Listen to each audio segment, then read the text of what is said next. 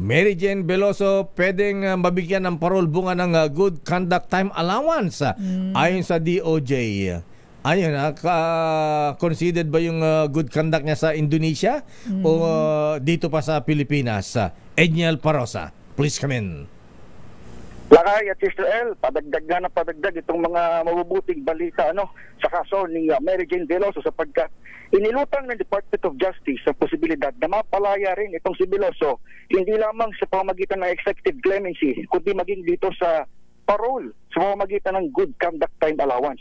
Yan ang sinabi ni DOJ Yusek Raul Vasquez matapos ipaliwanag sa harap ng media na ang jurisdiction ni Mary Jane Veloso ay hindi lamang napunta dito sa Pilipinas kundi maging yung kanyang treatment dito sa bilanggo bilang isang PDL o person deprived of liberty. Ibig sabihin, paglipat dito sa Pilipinas, mga batas at regulasyon na pumapatungkol sa PDL ng isang Pilipino ay siya na rin epektibo dito kay Mary Jane.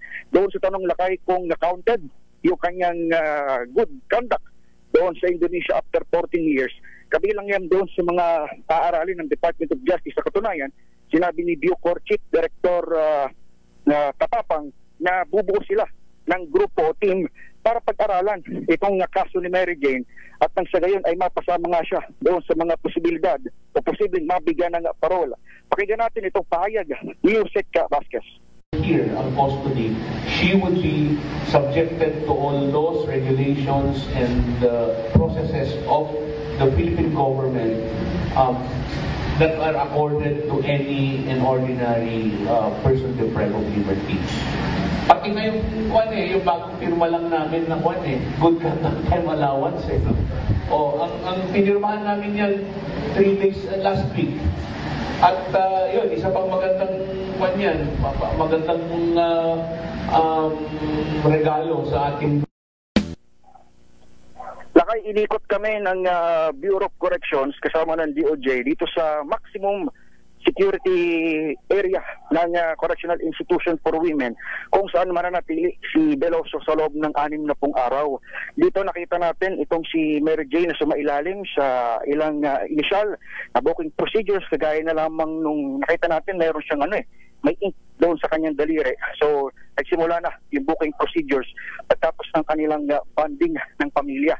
Hiningan din natin ng pahayag si Mary Jane at kanyang apela kay Pangulong Bongbong Marcos. Pakinggan natin siya. Napakasaya ko!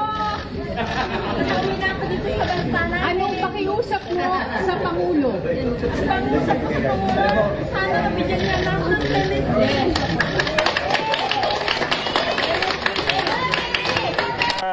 Tinig ni Mary Jane Veloso, 14 na taong nabilanggo sa Indonesia at tapos maharap sa death row ay napababa sa life imprisonment ang kanyang sentensya at dito na nga inilipat ang jurisdiksyon sa CIW sa lungsod ng Mandaluyong. Balik sa inyo, Lakay, Sister L.